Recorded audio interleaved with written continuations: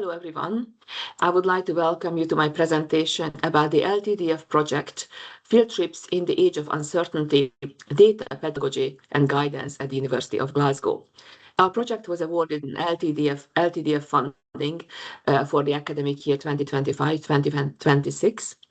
And we are a group of academics from different parts of the university, including School of Social and Political Sciences, Adam Smith Business School, School of Biodiversity, Geography and Earth Sciences, and our work has been assisted by two researchers, Dr. Neil O'Doherty and Miss Maya Gale, who have been instrumental in helping us to bring the project to the current stage.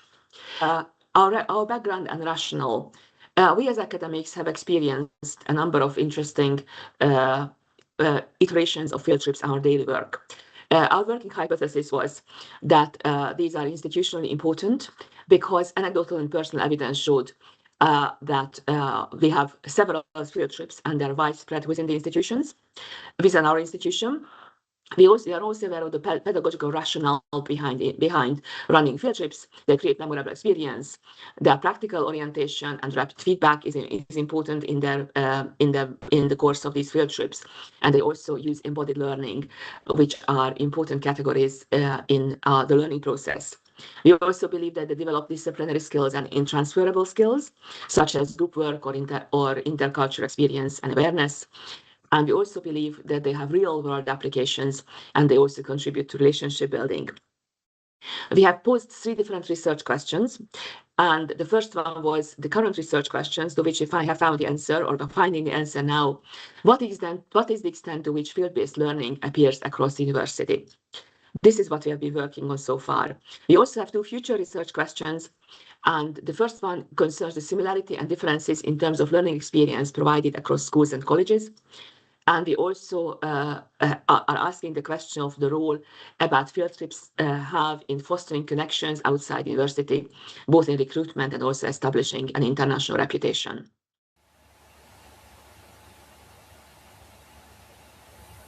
The University of Glasgow Learning and Teaching Strategy emphasises the importance of surfacing and signposting skills development. Consequently, students should feel confident to leverage these skills as employability assets. The unique and rich experience of field-based learning promotes iterative, creative approaches to learning and skills development and normalises both failure and resilience. Student testimonials highlight the value of field experience in contributing to their employability.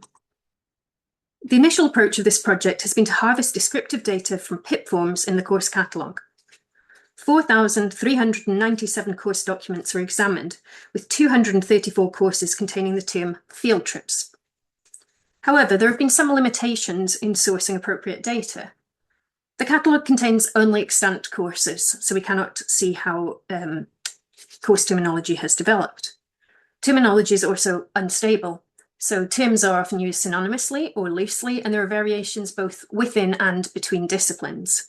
So this then involves some interpretation or may involve further investigation with teaching staff associated with these courses. And you can see terms associated with field-based learning on the right-hand side here. Hello, my name is Matt. I'm a leadership scholar at Adam Smith Business School, and I'm going to take you through the actual data visualizations that we came up with from our data. This is our first visualization, which just shows the total field trips by school. We haven't captured all of the schools across the university here, as this is just a foundational project at this stage. But as you can see, we're getting a lot of field trips. A lot of schools are using a lot of field trips. So while there are some towards the bottom of that graph that are not doing them at all, and some of them are perhaps quite obvious, like GES, for instance, you might expect them to be doing a lot of field trips. A lot of these are not as obvious. And what this slide does show is how widespread field trips are and how important they are to a very wide range of schools. A lot of these schools are using a lot of field trips in their teaching. And then this slide shows the field work or external visits as a proportion of the final contact hours. I think this is a very interesting slide because this shows a real spread of different ways that field trips are being used, not just variation between schools, but actually variation within schools as well. You can see there's quite a wide range here. For most of the schools that are shown have a range of getting towards or even 100% of the contact hours being field trips of some kind. And some of the courses are having quite a low ratio. There's only one school that you can see there that has a very kind of narrow band for their field trips. The rest have this very widespread kind of usage of the field trip. And what that's basically showing, these two data visualizations are showing that lots of schools are using field trips and external visits, and that they're using them in very varied ways.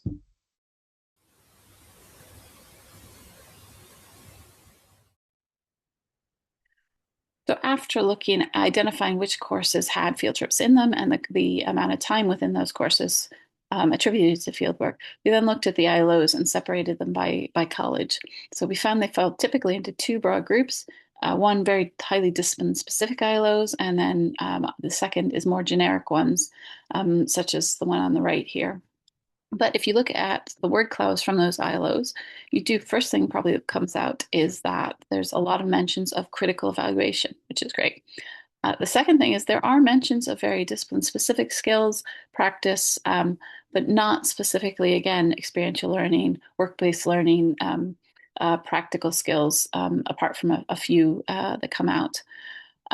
We found very few direct references, only 27 courses out of 234 that actually had direct references to fieldwork, and 18 of those were from the School of Geography and Earth Sciences.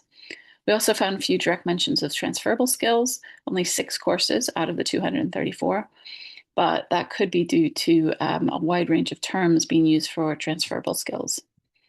So just a few conclusions. There are a range of activities that happen on the courses. Our analysis was really focusing on the ILOs at this stage. We do hope to do more qualitative work taking that forward. ILOs are often created on overall outcomes, what students will take away, not specific activities. So more study of specific activities, practical sessions within courses might be helpful to gather more understanding of benefits. Also, skills development is very aligned with discipline, and I think it's important to recognize there is a broad range of experiential learning that's beneficial depending on a particular degree. Object-based learning from museums, collections, archival research, field visits, and also the discipline-specific things like using a Schmidt hammer to measure rock hardness or measuring oysters to see their growth rates are all encompassed here. We have identified a wider range of sources as needed to gather data to look into this.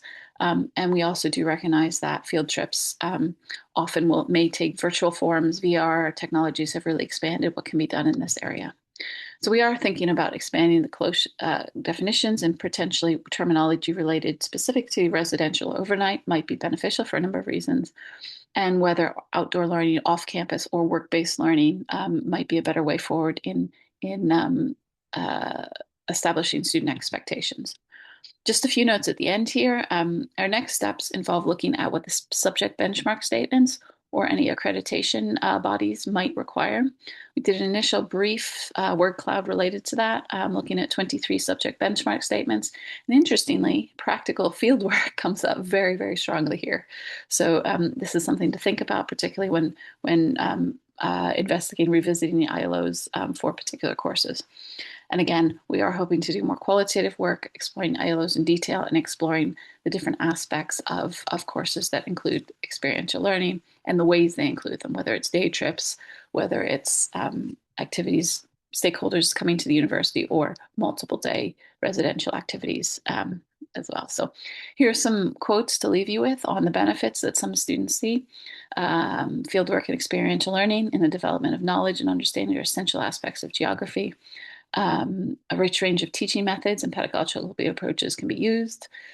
Field trips and placements, and again, these are from subject benchmark statements to highlight this is an expectation of the standards of these degrees. So classics in ancient history, firsthand analysis of material culture in the field and or museums. So strong themes in terms of experiential learning.